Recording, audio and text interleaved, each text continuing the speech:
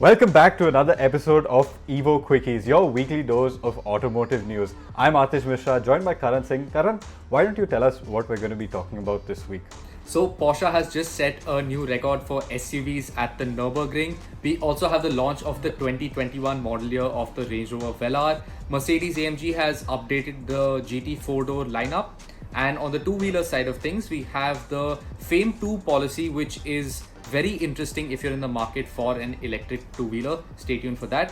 And also there's the launch of the Honda Goldwing Tour and the BMW S 1000R. But the big news for the week is the launch of the new Mercedes Benz S Class. Why don't you start us off with that, Aatish?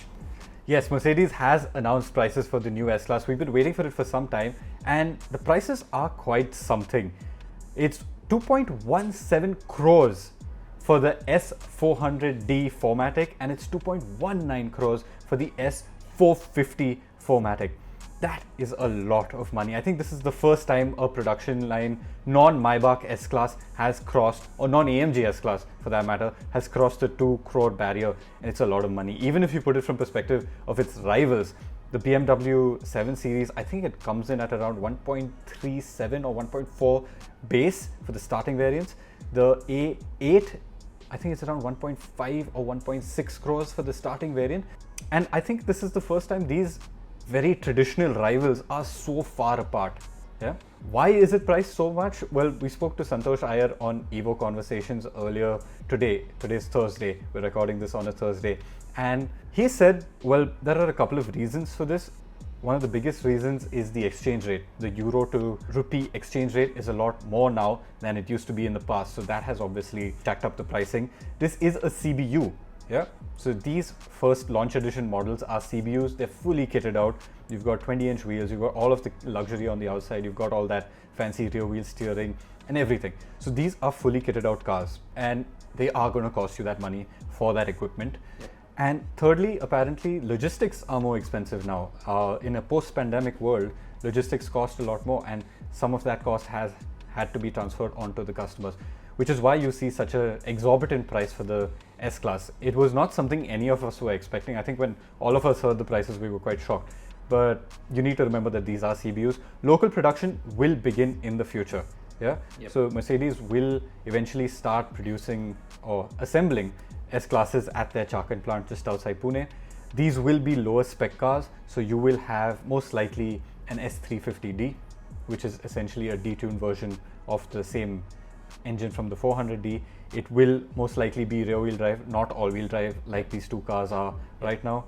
It'll probably have smaller wheels. It may not have rear wheel steering. It will be dialed down in terms of equipment. Yep. So it will be still an S Class, but a less well-equipped S Class, you know, and it will save a lot of money in the process. You know, combine all of that with localization, not localization, but local assembly and lesser taxes.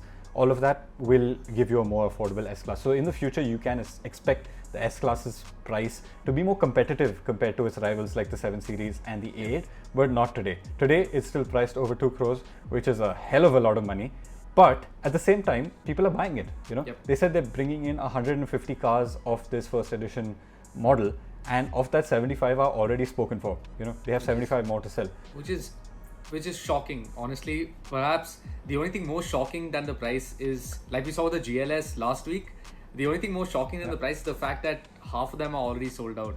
Correct, and there are buyers for this S Class, and whichever way you look at it, the S Class is the S Class. It is the best car in the world, and if you're going to tell customers, look, this is the best S Class you can get in India, you know, for this generation, I'm sure people will want it, because they know in the future the localized variants will be of a lower spec. It'll be less powerful. Correct. It'll be less luxurious, and there are people who want the best of the best, and they're willing to put down the money for it very clearly. So good on Mercedes. If they can make some money selling S Classes at this price, damn good. Yep, makes sense. So now let's talk about Porsche's new record at the Nürburgring. Now this is very interesting news.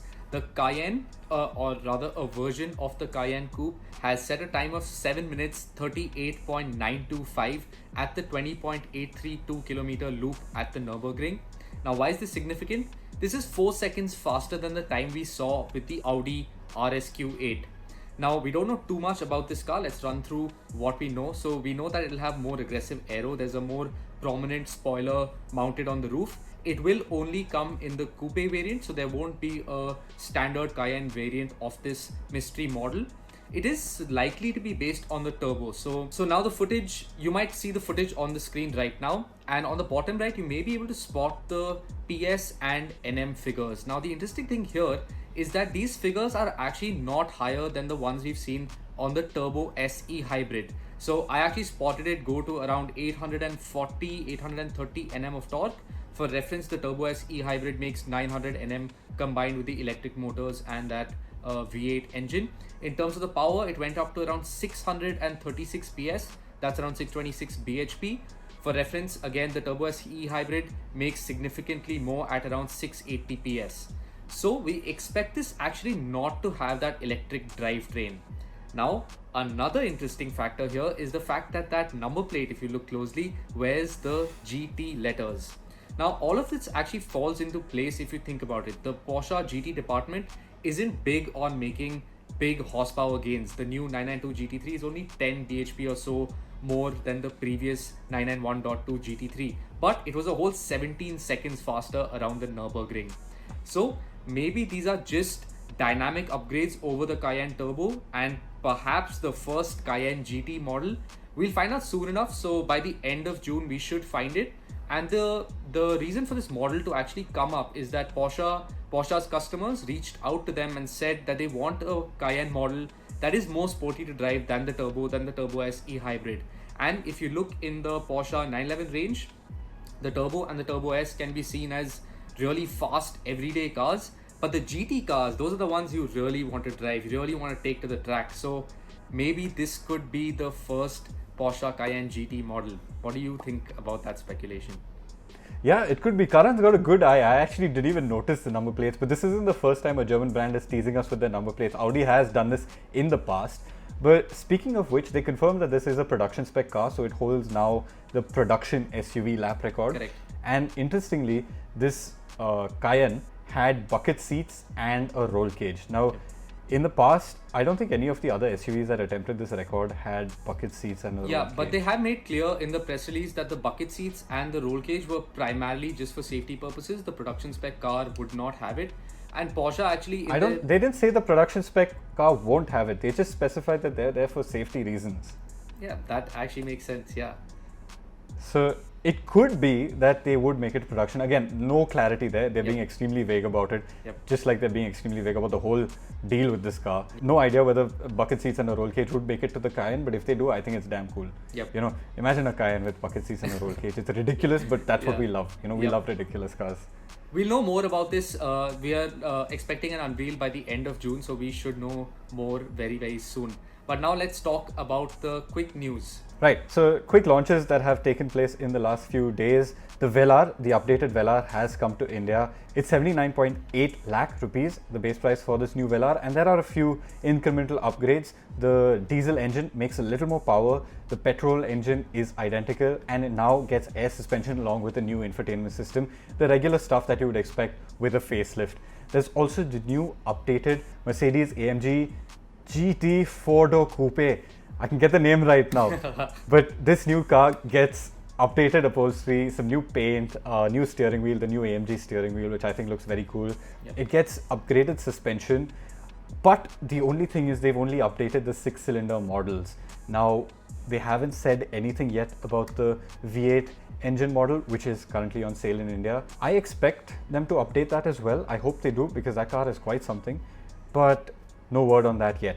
So while there's no news on the engine front for the AMG GT63, they did say that it will get an updated suspension. So it's called the AMG Ride Control Plus. It's an updated version of that. And there'll basically be separate control mechanisms for the rebound and compression. Now the advantage of this we expect is for more comfort when you're in comfort mode and better handling when you're in sport mode.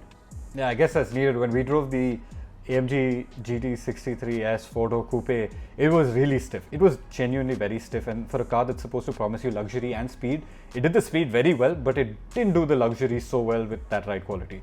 So I guess that's a feedback that they've not just had from us, but from more people around the world, and they've obviously taken that to heed and made an update. So now let's move on from four wheels to two wheels. And the big news on the two wheel side of things is that the government of India, or actually the heavy industries section of the government of India, has announced a new FAME 2 policy. Now this is big news, probably the most significant update to the FAME 2 policy since it first came out. Well, what is it? Basically, the earlier subsidy that manufacturers got per kilowatt hour of battery was rupees 10,000. That has now gone up by 50%. That amount now stands at rupees 15,000. That's significant. Of course, this value is capped, so that's capped at 40% of the total value of the two-wheeler. Just to give you some reference, the Revolt electric bike, the prices for that have gone down by rupees 28,000. That is significant. That is very significant. Other popular scooters that have received a huge price cut, so there's the Okinawa iPraise Plus, which has got a rupees 18,000 price cut. The Ather 450X, that's got a price cut of 14,500 rupees. The TVS iQube has received a price cut of around rupees 11,000, while Ampere's range of electric scooters on average have received a price cut of around rupees 9,000. Now these are significant drops in prices. Electric two-wheelers have been generally a little more expensive than their petrol counterparts thanks to their components being expensive. But India is the largest two-wheeler market in the world. And if we are going to start adopting electric two-wheelers, it only makes sense for these prices to be slashed so significantly. And honestly, as a personal opinion, I think it's a great move by the Indian government to be slashing these prices so significantly. The Revolt prices, 28,000 lesser, that's a huge chunk of money. I think this is a great move by the government, this FAME 2 policy with bigger incentives for these electric bikes, make them so much more appealing. I'll tell you a small incident that happened to me 2 days ago. I was driving around in this luxury electric car that I'm still not allowed to talk about for another few days. But I was driving around in this car and 2-3 people came up to me and asked me about it. Now they weren't asking particularly about that car, but they were asking about electric cars in general. They had an interest in the Nexon EV, they had an interest in the MG ZS EV, and they were asking whether it makes sense to buy these cars because fuel bills are just so high right now. Yep. And what I told them was very simple. Yeah, these cars make sense if you're buying them as a secondary vehicle for the city. Absolutely, they make complete sense. And I'm sure this translates to bikes as well. Now, when you look at the prices after these subsidies, the Ather, the Revolt, they're so much closer to their IC engine counterparts, which provide similar performance and similar experiences. And that makes them so much more appealing. You know, when you do the math, when you calculate your running costs over a few years, these bikes now will actually turn out to be quite affordable, you know. And if you're okay with the limited range that they offer, unless you're planning to ride your scooter between cities, which I don't think too many people do, they make so much sense. Exactly, you know? That's a big advantage of these electric scooters actually. You don't need so much of that charging infrastructure that you need with cars for them to be your primary cars. Because scooters are more like intercity runarounds, they have almost enough range to suffice almost a 2-3 days of usage without having to be charged. Absolutely, and I think these new incentives are great. They're going to make them more appealing. They're going to have more electric bikes on the road. We already see plenty of them, at least here in Pune. I've seen so many Athers on the road. Ather hasn't launched too long ago. It's just been a couple of months. Out of that, I think 1.5 months were a complete washout with the lockdown. But you still see so many Athers on the road. People are buying them. And now with this new subsidy, even more people are going to buy them. You know, I see a lot of delivery people using Revolts. You know, it's clearly a popular bike amongst them because the running costs are low. And I think that's just going to pick up now, you know, and if this can build up some momentum and if we can see a little bit of growth in terms of charging infrastructure, and I think there's a huge potential here with this new subsidy. So now from electric two-wheelers, why don't you walk us through one of the biggest two-wheelers that are on sale in India today? Yes, so Honda just launched the new Goldwing Tour and the prices are as exorbitant as the Goldwing is. You know, it's 37.2 lakhs for the standard variant. The standard gets a 6-speed manual transmission. There's a 7-speed DCT variant which comes in at 39.1 lakhs. And the Goldwing, well, there's no better way to describe the Goldwing than the fact that it's a sofa on wheels. It's really comfortable. It's built for long distances. It is called the Goldwing Tour after all. It's got this 1.8 litre flat 6 engine. I've never ridden one, but I'm sure it's extremely comfortable. I'm sure you can do 1,000 kilometers in it without tiring. You've got a big LCD display. It's the closest thing you can get to a car on 2 wheels, I think. And it's really cool. It's very expensive. It's a very niche bike. Not too many people have a palate for that sort of thing. but I'm glad Honda brought it here, and they're giving people who want to own it the opportunity to do so. The other motorcycle that has been launched in India is the BMW S1000R. Now this is essentially a naked, which is based on the S1000RR. The engine, it's based, again, derived from that S1000RR engine, is detuned slightly, makes less power, and it also misses out on key technology like the variable valve timing. But at the same time, it is a street bike, it's not a track bike. It doesn't need that sort of absolutely mental performance. Yep. And its prices are quite interesting. Prices for the S1000R start at rupees 17.9 lakhs. They go all the way up to 22.5 lakhs. That's a lot of money, but this is a flagship 1000cc naked from BMW. And one thing that I want to talk about this bike is the styling, because this generation of the S1000R loses out on that asymmetrical design. Yep. And I think it loses out on some of its character, but I still think the S1000R looks pretty cool. A lot of people have criticized it for the way it looks, but I think it looks pretty nice. Yep.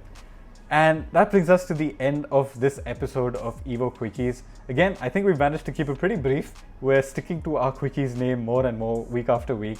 Thank you so much for joining us. Let us know in the comments what you think of the S Class pricing. Do you think it's good pricing? Do you think it's a sensible move from Mercedes Benz to first bring in CBUs and then switch over to CKDs in the future? We'd love to hear from you. Make sure you like this video, subscribe to the Evo India channel, and we'll see you back here again next week. Subscribe to the Evo India channel and hit the bell icon to keep pace with the thrill of driving.